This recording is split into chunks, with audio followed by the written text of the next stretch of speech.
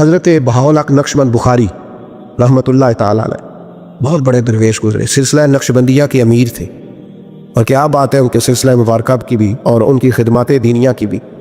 آپ فرماتے ہیں کہ میرے دل میں تڑپ پیدا ہوئی کہ میں کسی شیخ کی نوکری کروں، خواہش پیدا ہوئی، تو میں نے حضرت امیر کلال کا تذکرہ سنا۔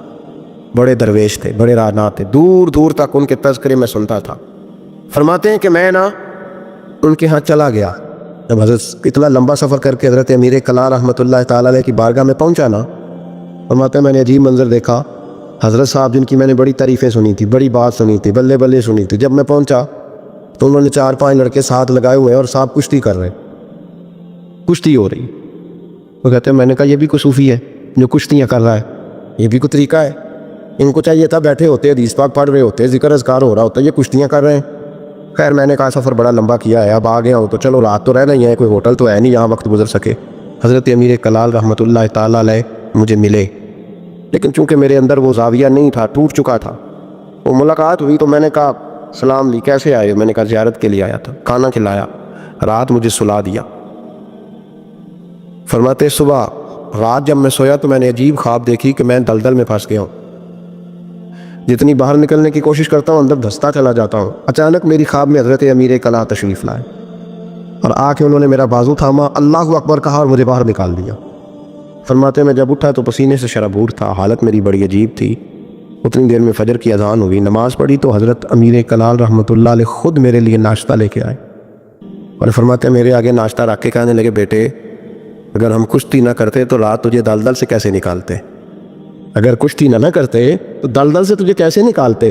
پھر فرمانے لگے یہ کشتی میں لوگوں کو اپنا پہلوان ثابت کرنے کے لیے نہیں کر رہا، مجھے پتہ چلا ہے کہ کافر اس علاقے پہ حملہ کرنے والے، ہم بھی جہاد کی تیاریاں کر رہے ہیں، تو یہ جہاد کی تیاریوں کے لیے کام ہو رہا تھا، تو نے پوچھ تو لینا تھا بات کیا ہے، تو نے تھوڑا پوچھ تو لینا تھا، تو تھوڑا سا تفصیلات میں چلا جاتا، کسی سے پوچھ لیتا۔ دیکھیں نا کبھی کبھی میں محبوب کے وہ فرمان دیکھتا ہوں تو دل میرا کھل اٹھتا ہے۔ جب محبوب نے کہا تھا تیری نظر بھی دائیں بائیں نہیں اٹھنی چاہیے، نظریں جھکا کے رکھنا، جھکا کے، کانوں سے وہ سننا بس جس کی تجھے ضرورت ہے، اور زبان سے محتاط جملے بولنا۔ جب نظر بری چیز دیکھے گی نہیں، کان سنے گی نہیں، تو دل میں وسوسے آئیں گے ہی۔ ہمیں تو پہلے دن سے شریعت نے محتاط رہنے کا حکم دیا۔ میرے عزیز دوستو، سلسلہ طریقت کے عزیزوں، میری آپ سے یہ گزارش ہے، سمجھ لیں ایک نئے سرے سے دوبارہ سبق شروع کر رہا ہوں آپ کے۔ آج کا سبق آپ کے لیے یہ ہے کہ زندگی میں کسی بھی مومن سیء العقیدہ کے بارے برا خیال نہ پیدا کریں، بلکہ ہمارے صوفیات تو فرماتے ہیں کسی بد عمل کو دیکھ کے بھی یہ نہ سوچ کے یہ بد عمل اور میں نیک ہوں، یہ بڑی بیماری ہے۔ فرماتے ہیں ہو سکتا ہے ایک وقت ایسا ہے تیری توفیق چلی جائے اور اس کو اللہ توبہ کی توفیق دے کے اپنا ولی بنا لے، تو اچھی سوچ رکھ، مثبت رائے قائم کر۔ ٹھیک ہے جو لوگ غلط ہیں، تمہیں اگر غلط لگتے ہیں تو کنارہ اختیار کر، لیکن کبھی بھی اور بالخصوص اللہ کے نیک بندوں کے بارے میں، رب کریم کے اولیاء کے بارے میں، دین کے خدام کے بارے میں زندگی میں کبھی منفی نہ سوچو، کبھی منفی نہ سوچو۔ آپ کو پتہ ہے کسی عالم دین کی توہین اس لیے کرنا کہ وہ دین کا عالم ہے، یہ کفر ہے۔ میرے حضرت صاحب ایک جملہ کہا کرتے تھے، ایک شخص نے کہا حضور تہجد کے لیے نہیں اٹھا جاتا۔ اب تو خیر لوگوں سے فجر کے لیے بھی نہیں اٹھا جاتا، تہجد کے لیے نہیں اٹھا جاتا۔ تو حضرت صاحب فرمانے لگے رات کو اچھی سوچ کے ساتھ سویا کر، اچھی سوچ کے ساتھ سویا کر۔ تو پھر مسکراتے مسکراتے فرمانے لگے محبوب کی سوچوں میں سویا کر، یار کی سوچوں میں سویا کر، تو اسے سوچتا سوچتا سویا کر، صبح خود ہی تجھے بیدار کر لیا کرے، پر اس سے دل لگانا، اسے سوچتا سو، تو کسی اور کو سوچتا کیوں ہے، کسی اور کی طرف تو دیکھتا کیوں ہے؟ تجھے ایک دفعہ حضرت صاحب بیٹھے تھے اور 2-3 مشائخ اور بھی بیٹھے تھے ساتھ ساتھ، تو مجھے ایک دوست نے بعد میں کہا کہ وہ جو تیسرے نمبر پر بزرگ بیٹھے تھے ان کی پگڑی دیکھی تھی؟ میں نے کہا قسم اللہ کی سوائے اسے میں نے دوسرے کسی کو دیکھا ہی نہیں، میں نے دیکھا نہیں، مجھے کیا پتا کسی کی پیلی تھی کہ نیلی تھی، مجھے تو اتنا پتا ہے جسے میں دیکھ رہا تھا، اور ویسے بھی ایک ول پجیا میں نے صدق نہیں تیندا، اور کدے ول پجاؤ، او بھائی ہم تو ایک کو نہیں راضی کر پائے، تو ادھر بھی دیکھ تو ادھر بھی دیکھ، دیکھا ہی نہیں جاتا۔ سوچوں میں رہیں اور مثبت سوچ رکھیں، ٹھنڈی اچھی خوبصورت۔ میں سب سے پہلا فائدہ یہ ہے کہ اللہ آپ کو سکون کی دولت عطا فرمائے، لوگوں کے درد کو بھی سمجھ۔ اولیاء چشت میں جس بزرگ نے اپنے زمانے میں بڑا عروج پایا ان کا نام خواجہ قطب الدین بختیار کاکی ہے، سب بولیے رحمت اللہ تعالی علیہ۔ خواجہ قطب الدین یہ شہزادے تھے اور مرید ہوئے تو خواجہ معین الدین صاحب کے ساتھ ہی آ گئے دلی میں۔ خواجہ معین الدین صاحب کی بھی کیا بات، عطائے رسول ہند الولی، اور ان کے مرید تھے بابا فرید الدین گنج شکر رحمۃ اللہ علیہ. اور مجھے اللہ جانتا ہے مجھے عشق ہی آتا پیار ہے بابا فرید صاحب سے, بڑا میرا درد ان کے ساتھ. اور میں جتنا اس صوفی کو پڑھتا ہوں کم ہی لوگوں کو میں نے پڑھا ہے.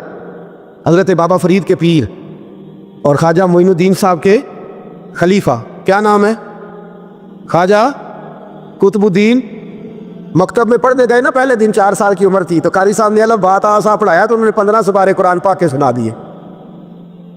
تو کہنے لگے بیٹا تجھے کیسے آئے؟ کہنے لگے میری اماں 15 سپاروں کی حافظ ہے, وہ سارا دن قرآن پڑھتی رہتی تھی, مجھے سن سن کے یاد ہو گیا ہے. یہ بالا نگالا یاد ہو سکتی ہے تو قرآن پاک بھی یاد ہے. اللہ خیر کرے, شرط یہ ہے کہ ہم گھر میں قرآن پڑھیں, بچوں کو سن سن کے بھی یاد ہو ہی جاتا ہے. خواجہ قطب الدین اتنا عروج پایا اس شیخ کامل نے کہ وقت کا بادشاہ بھی مرید ہو گیا. سلطان شمس الدین التمش مرید تھا, دلی کا بادشاہ بھی مرید تھا, اجمیر کا بادشاہ خواجہ معین الدین صاحب کا مرید نہیں ہوا, نہ پاک پتن کا بادشاہ بابا فرید کا مرید ہوا, لیکن خواجہ قطب صاحب کو اللہ نے یہ عظمت بھی دی. یہ شان ہے نا, اگرچہ صدقہ سارا خواجہ معین الدین کے قدموں کا ہی تھا, لیکن دلی کا بادشاہ مرید ہوا, اور اتنا اعلیٰ مرید ہوا کہ جب خواجہ قطب الدین صاحب کا وصال ہوا تو 3 شرطیں لگائی تھی. فرمایا میرا جنازہ وہ پڑھائے, جب سے توبہ کی ہے پھر اس کا سینے بعد حرام کے لیے نہ کھلاؤ, اور جب سے توبہ کیا پھر لقمہ حرام اس کے گلے سے نہ گزراؤ, اور جب سے توبہ کیا پھر کبھی نماز تہجد بھی قضا. بڑے بڑے صوفی میری طرح کے گردن جھکا کے کھڑے ہو گئے. 7ویں صف سے دلی کا بادشاہ نکل آیا, کہنے لگا پیرا ساری زندگی میں نے پردہ داری سے عبادت کی تھی, تو جاتی دفعہ مجھے بے نقاب کر گیا ہے. اتنا بڑا انہوں نے شخص تیار. اور حال یہ تھا, لوگ کہتے ہیں کہ فلانا آدمی امیر آدمی ہے تو حضرت صاحب کا تعلق پیر صاحب کا تعلق زیادہ ہے, تو اس کی عمارت نہ دیکھ, کبھی کبھی اس کی پرہیزگاری بھی دیکھ, اس کی خدمت گزاری بھی دیکھ. خواجہ قطب الدین صاحب پہ بھی الزام لگتے رہے. ایک الزام یہ بھی لگا کہ قریب چلے گئے. ہوا کیا, جب بادشاہ مرید ہوا تو کہنے لگا حضرت جی میں نے بادشاہی نہیں کرنی, میں نے اب خانقاہ میں رہنا ہے. تو فرمایا بیٹا تو چھوڑ دے گا تو کوئی ظالم بیٹھ جائے گا. تو حضور پھر کیا حکم ہے؟ فرمانے لگے تو نے کرنی ہے. تو کہا حضور آپ وہ کہاں ہوتے ہیں, میں کہاں ہوتا ہوں, دہلی نہیں لگتا. تو آپ فرمانے لگے میں ڈیرا اٹھا کے تیرے قریب لے آتا ہوں. خواجہ صاحب 1 کلومیٹر کے فاصلے پر ڈیرا اٹھا کے لے آئے. فرمانے لگے میں تیری تربیت کرتا رہوں گا, تو مخلوق کا بھلا کرتے رہنا. صلی اللہ علیہ, تو حضور کی امت کا اللہ وہ قریب. اس وقت بھی لوگوں نے بڑی باتیں کی کہ دیکھو جی بادشاہ تھا نا تو پیر صاحب بھی نیڑے آ گئے. لوگ دیکھتے نہیں کہ اصل بات کیا ہے. خیر وقت گزر گیا, بادشاہی مرید ہو گیا, تو پھر دلی سارے میں اسلام, اتنا عدل انصاف, ہندوؤں کو بات پسند نہ آئی. انہوں نے کچھ مسلمان خرید لیے. سلطان شمس الدین التمش بیٹھا ہے دربار میں, جاگ رہے نا آپ لوگ سب, کہیے صلی اللہ. بڑی غور سے سننے والی بات. ایک دن سلطان شمس الدین تمش دربار میں بیٹھا ہے, قاضی عدالت بھی بیٹھے ہیں, مقدمات سنے جا رہے ہیں. باہر سے رونے کی آواز آنے لگی, چیخنے چلانے کی, بی بی بہن کر رہی. کیا ہو گیا کیا ہو گیا؟ وہ ٹال لگے ہوتے تھے بادشاہوں کے, وہ بجنے لگے, زور ہونے لگا. بادشاہ نے کہا اس فریادی کو جلدی بلاؤ. وہ اندر عورت آئی تو چیخ چیخ کے رو رو کے اس نے اپنے کپڑے پھاڑ پھاڑ کے, برا حال, 2 مہینے کا بچہ. لوگ اس کی آہو زاری پر اس کی طرف متوجہ, بی بی کیا ہوا, پانی پلاؤ بٹھاؤ, یہ کیا ہو گیا؟ کہنے لگی لٹ گئی, عزت برباد ہو گئی, تباہ کر دی گئی. میں کیا ہوا؟ کہنے لگی بادشاہ ایک شخص میرا غیر شرعی خامند بنا, پھر مجھے حمل ہوا, پھر میری گود میں یہ بچہ ہے 2 مہینے کا, اب گئی ہوں تو وہ کہتا ہے کہ میرا تو تیرے سے تعلق ہی کوئی نہیں. بادشاہ کہنے لگے کہ سلطان شمس الدین تمش کی جگہ ہے, اور میں نے رسول اللہ صلی اللہ علیہ وسلم کے دین کے مطابق حکومت استوار کی ہے. کون ہے جو تیرے ساتھ؟ ابھی گردن نہ کاٹ دوں گا, بھاگ کر کون ہے؟ کہنے لگی تو کچھ بھی نہیں کرے گا, کوئی کچھ نہیں کر سکتا. لوگ کلمے چھوڑ کے بیٹھ گئے, توجہ ادھر ہو گئی. پراپو گنڈے بڑا اثر کرتے ہیں معاشرے پہ, رنگ ایسا عجیب ہے, انداز ایسا عجیب ہے. پر میں بات تو کر. اس عورت کی آواز گونجی تو حالات ہی خراب ہو گئے. کہنے لگی بادشاہ حوصلہ پیدا کر سننے کا, کہ تو بات کر. کہنے لگی میرے گود میں جو بچہ ہے یہ قطب الدین بختیار کا عقیقہ ہے, یہ تیرے پیر کی ناجائز اولاد ہے. اٹھاؤ, پروفیسر سلیم چشتی نے PhD کی ہے, وہ لکھ رہے ہیں اس واقعے کو. تیرے پیر کا ناجائز بچہ ہے. ہاتھ کانپنے لگے بادشاہ کے. کہنے لگے یا اللہ کبھی تو قیامت برپا کر دے تو معاملہ ٹھیک ہو جائے, میں تیری زبان کھینچ دوں گا تیری گر. تو نے بات کیسے کی؟ کہنے لگی میں نے کہا تھا نا تیرے اندر حوصلہ نہیں, میری عزت تار تار ہو گئی اور تو پیر بچا رہا ہے. اللہ اکبر. سلطان شمس الدین تمش آسمان کی طرف دیکھ کے کہنے لگے مولا مجھ مجرم کو جس کی برکت سے اٹھا کے تو نے مسجد میں پہنچایا, آج مجھے تو نے کس امتحان میں ڈال دیا؟ یہ کیا رنگ تو نے زندگی کا بنایا ہے؟ کہنے لگی بلاؤ اسے, اڑا اب گردن. अल्लाह अकबर। ख्वाजा कुतुबुद्दीन बख्तियार काकी, ज़रा उस जगह पे अपने आप को खड़ा करके देख मेरे दोस्त। जो शख्स दिल्ली के बाज़ार में निकले तो दुकानें बंद हो जाएं, औरतें घरों में घुस जाएं, जिसके नाम पर चर्चे हों दीन के, वो शख्स लाठी टिकाता टिकाता उर्स मनाने आसान है, ढोल ढमके करके घरों को जाना आसान है, पर ज़रा इनकी राहों का मुसाफिर तो बान इन्होंने अंदाज़ क्या इख्तियार किया।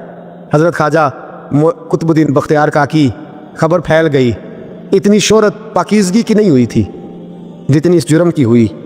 लाठी टिकाते टिकाते जब पहुँचे ना बादशाह के दरबार में, बादशाह उठने लगा, काजी उठने लगा, लोग उठने लगे, तो कुतुबुद्दीन बख्तियार काकी की आंखों में आंसू आए।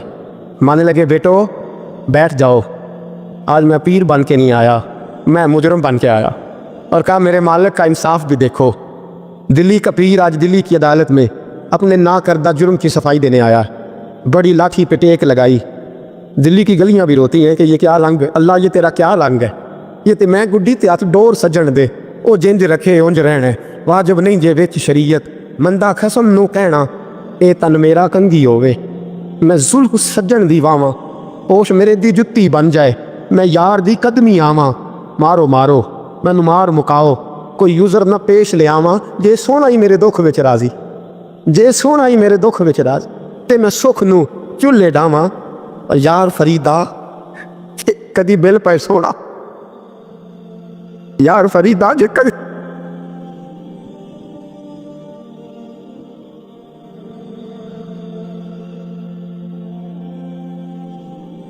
जे कदी मिल पे सोना, बस ओनू रो रो हाल सुनावा। टेक लगाई है, मिल बीबी बोल दे गवाही। कहने लगी, बीबी रब जानता है, रब का रसूल जानता है, पर मैं तुझे नहीं जानता, तू कौन है। कहने लगी, अच्छा वो लोगों को भेज के तहज्जुद के बहाने पिछले दरवाजे मुझे अंदर बुलाना, रब तेरा भूल जाना। फिर रोने लगी, फिर मकर करने लगी। मुझे बताइए, ऐसा कोई मुकदमा हो तो लोग क्या कहते हैं? यकदम हालात बदलते हैं कि नहीं बदलते? दिल्ली का माहौल ही बदल गया, सारा सारा हराम की बदल गया। औरत तो हिंदू थी, उसने तो झूठ मूठ के कलमे भी पढ़ रखे हैं। अल्लाह अकबर। ख्वाजा साहब पूछते, गवाह है कोई तेरे पास? तो 4 कलमा पढ़ने वाले खड़े हो गए। अल्लाह करे कलमा पढ़ने वाले बिका ना करे, आमीन तो कहे। और खड़े होकर कहने लगे, हाँ हमने आते भी देखा है, जाते भी देखा। ख्वाजा कुतुबुद्दीन साहब ने नज़र उस्मान की तरफ उठाई, कहने लगे, अच्छा जो तेरी मर्जी, मैं गुड्डी ते हथ डोर सज्जन दे, और जिंज रखे उंज रहना है, वाजिब नहीं विच शरीयत, मंदा खसम नू कहना। कहने लगे, सुल्तान यार एक रात की मोहलत नहीं दे देता? मैं सवेरे सुल्तान भी रुक पड़ा कि पीर साहब मैं नौकर और मैं मोलते, अच्छा हुजूर जैसे मर्जी। बाहर निकले, खादम कहने लगा, हुजूर सवारी पे बैठ जाए। तो मानने लगे, नहीं यार आज पैदल जाना है। इस दिल्ली के चौंकों ने मुझे बड़ी सलामियाँ दी है, ज़रा मैं देखूँ तो सही दिल्ली के बाज़ार मेरी रसवाई पे क्या कहते हैं, मुझे ज़रा ये पत्थर भी खाने दे, इनका जायका भी। पैदल गए, दुनिया सो गई। तो दिल्ली के बादशाह ने अजमेर की तरफ मुँह किया। ख्वाजा मोइनुद्दीन हयात थे।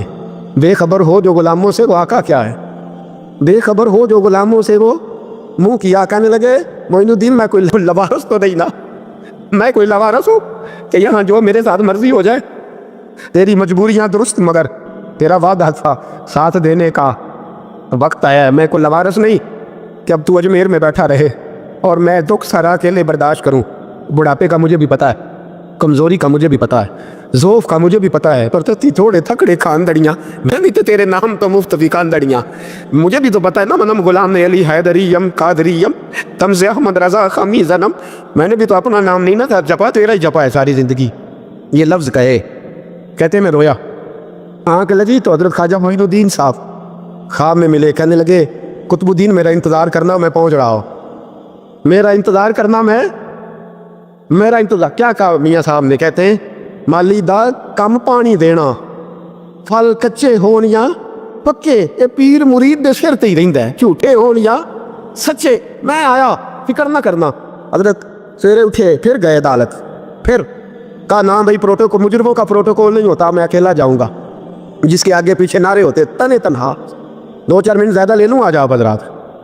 कहते मैं पहुँचा अदालत, और जाके जब कहा ना कि हाँ जी हुजूर बताइए, गवाह भी खिलाफ है, मुकदमा बोले, तो कहने लगे, मुझे मेरे शेख ने हुक्म दिया है कि मेरा इंतज़ार करना। फिर वो जो बातें करने वाले थे कहने लगे, जी कौन गया था अजमेर, कौन आया वहाँ से, हमें रूहानी बातें ना बताई जाएँ, یہاں سے تو ایک دن میں پہنچا نہیں جا سکتا, ٹرین بھی 36 گھنٹے لیتی ہے دلی سے جانے میں. تو کہا یہ کیسے ہو سکتا ہے؟ کوئی رات کو رات آپ کو خبر ہو گئی, آپ کیس کو لمبا نہ کریں. بادشاہ مرید ہے, لگتا ہے کہ یہ راتوں رات بھگا دے گا پیر کو. اتنی باتیں خواجہ صاحب نے سنی. جب بے گناہ آدمی کو یہ باتیں سننی پڑتی ہیں پھر دل بڑا ٹوٹتا ہے, پھر بڑی تکلیف ہوتی ہے. حضرت کہنے لگے یارو تمہاری مرضی. شمس الدین تمش کی آواز گونجی, فرمایا جیسے انہوں نے کہا ویسے کیا جائے گا. 3 دن کے لیے عدالت برخاست کر دی جاتی ہے. چیم گوئیاں ہونے لگی, پھبتیاں کسی جانے لگی. تیسرے دن شام کا وعدہ تھا, چوتھے دن عدالت جانا تھا. قطب الدین بختیار کاکی کے پاس لوگ آ کے افسوس کرتے تو آپ بولتے نہیں. یہاں تو لوگ صفائیاں دیتے بولتے نہیں. فرماتے یار میں گڈی تے ہاتھ ڈور سجن دے, وہ جنج رکھے میں اونج ہی رہنا ہے, جیسے اس کی مرضی ویسے. جڑیاں گڈیاں آپ پہ اڈیاں ہو نہ چڑھن اونچائیاں, وہی گڈیاں اونچیاں اڈیاں جڑیاں سائیاں آپ چڑھائیاں. فرمایا ٹھیک ہے جیسے وہ رکھے میں راضی ہوں. اللہ اکبر. تیسرے دن کی مغرب کا وعدہ تھا. جب مغرب کا سورج ڈوب گیا نا, بڑے قافلے جمیر سے آئے پر معین الدین نہ آیا. وعدہ کیا تھا یار نے آؤں گا دن ڈھلے. وہ خواجہ غلام فرید صاحب رحمۃ اللہ تعالیٰ علیہ فرمایا کرتے تھے نا, کوا کھانے لگا آنکھیں تو کہنے لگے کاغا یہ تن سارا ہی کھائیو, میرا چن چن کھائیو ماس, میرے 2 نین نہ کھائیو, مینو پیا ملن دی آس. نے کہا سارا کھا جا, آنکھیں چھوڑ دے. اس نے کہا تھا میں آؤں گا, انتظار لمبا ہو گیا ہے پر میری امید تو نہیں نہ ٹوٹی. مغرب کی اذان ہوئی تو لوگ کہنے لگے لو جی اب بس ہو گئی. خواجہ قطب الدین صاحب نے اللہ اکبر کہہ کے مغرب کی جماعت جب میدان میں کھڑی کی تو اپنی بھی چیخ نکل گئی, آئی نہیں. لیکن جب نماز کا سلام پھیرا تو خواجہ معین الدین صاحب کی 2 رکعتیں ابھی باقی تھی.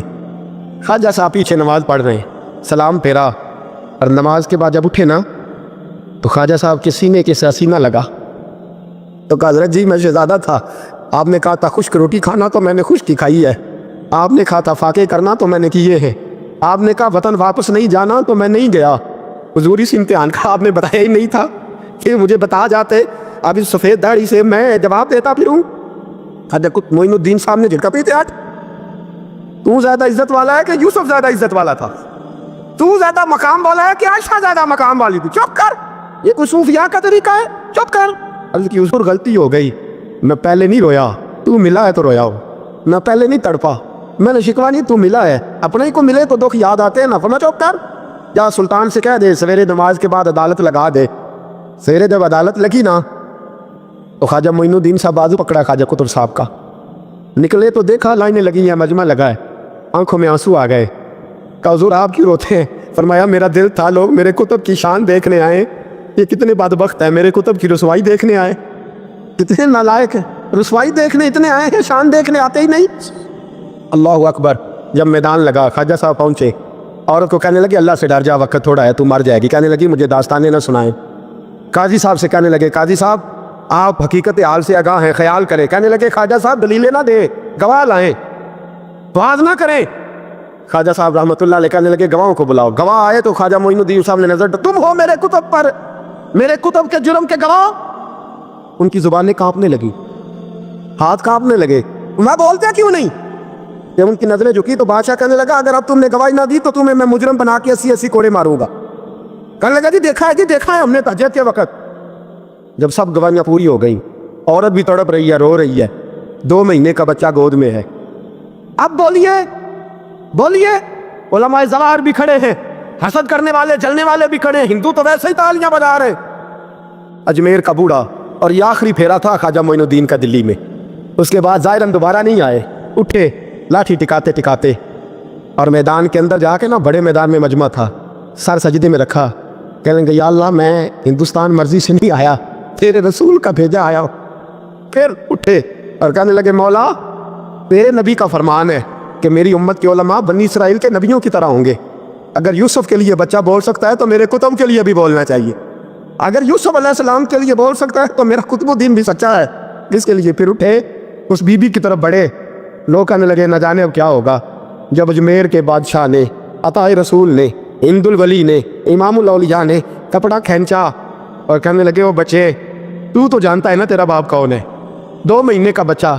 جب نانا بولا تو بی بی کہنے لگی اب کیا کر رہے ہو, بچے بھی کبھی بولے ہیں؟ میں بی بی چپ کر, ان اللہ علی کل شیء قدیر, میں کمزور رب کا ماننے والا نہیں, قدرتوں والے رب کا ماننے والا ہوں. وہ چاہے تو بچے بھی بولتے ہیں، قرآن کہتا ہے حضرت عیسیٰ بولے تھے انی عبداللہ آتانی الکتاب. مریم بھی تو ولی اللہ تھی، وہ نبی تو نہیں تھی. اگر ولی اللہ بنی اسرائیل کا ہو بچہ بول سکتا ہے، تو اگر ولی اللہ محمد عربی کی امت کا ہو تو بچہ پھر بھی بول سکتا ہے. یوں کپڑا ہٹایا، بچہ بول. 2 مہینے کا بچہ ماں کی گود میں اٹھ کے بیٹھ گیا اور بچہ بول کے کہنے لگا السلام علیکم یا ولی اللہ. جب یہ لفظ ادا کیے تو نعرے لگنے لگے، لوگ رونے لگے. بی بی ہوش ہو کے گری، فرمانے لگے مجھے سلام نہ کر، میرے کتب کی بات بتا. کہنے لگا قسم ہے اللہ کی عزت کی، وہ سامنے مجمع جو سردار بیٹھا ہے وہ میرا باپ ہے. قطب الدین تو بے گناہ ہے، قطب الدین تو بے گناہ ہے، میرا باپ تو وہ بیٹھا ہے. یہ قاضی بھی سازش میں شریک ہے. کئی مسلمان خریدے گئے، یہ گواہ خریدے گئے. جب گواہی ہو گئی، بچہ یہ لفظ کہا کہ اللہ اکبر کہتا ہوا پھر چپ کر گیا. خواجہ قطب الدین صاحب کا بازو پکڑا، خواجہ معین الدین صاحب نے مجمع سے باہر نکلے. لوگ کہنے لگے حضور آپ کچھ بولتے نہیں. فرمانے لگے جس نے بولنا تھا وہ بول چکا ہے، جس نے بولنا تھا وہ، جو جادو وہ جو سر چڑھ کے بولے. فرمایا تم نے افواہوں پہ نظر رکھی اور میں نے اللہ کی قدرت پہ نظر رکھی. تم نے اس کے کردار کو جھنجھوڑا اور میں نے اس کے کردار کو تعمیر کیا. حضرت سلطان شمس الدین تمش بھی پیچھے دوڑے، کہا حضور کہاں لے جا رہے ہو؟ اور میں کتب میرا ہے، میں جماہر ساتھ لے کے جا رہا ہوں. اب میں نے اپنا بچہ تمہارے سپرد، اب میرے پاس رہے گا. تم نے ستایا میری اولاد کو، اب یہ میرے پاس رہے گا، میں نے نہیں تمہیں دینا. لوگ راہیں بچھا کے، نظریں بچھا کے بیٹھ گئے، پاؤں میں گر گئے. کہنے لگے حضور ہمارے لیے نہیں، رسول اللہ کے دین کے لیے، ہمارے لیے نہیں، تعمیر شریعت کے لیے، ادائے سنت کے لیے چھوڑ جائیے. خواجہ صاحب کہنے لگے قطب الدین جا، تجھے چھوڑ کے جاتا ہوں، اب قیامت تک کوئی تیری رسوائی کی ضرورت نہیں کر سکے گا. عزیز یاد رکھ